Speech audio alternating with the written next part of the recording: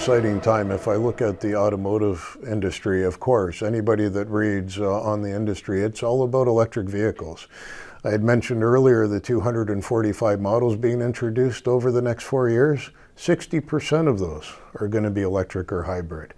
If I look at Schuler Group-wide last year, almost 25% of our orders were in what we call the e-mobility space. And it will only grow going forward. And so it's an exciting time. And when you ask what solution we provide in the e-mobility space, a key one for us now is developing and providing press lines for producing battery cans. And what we've recognized is an opportunity to expand further in that space. And we're now working on further developments, including acquisitions, to expand in the battery cell manufacturing. So that would include the cell development as well as the finishing. And so it's an exciting opportunity, and you can expect to hear news from Schuler in the future about the steps we're taking to get a bigger share of that market.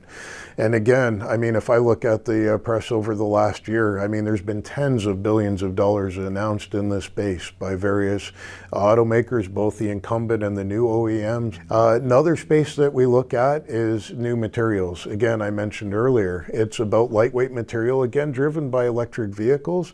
But one case of this is composite materials. We're now seeing opportunities coming up, including a major order we had last year with a kitchen and bath customer, providing tub and shower enclosures.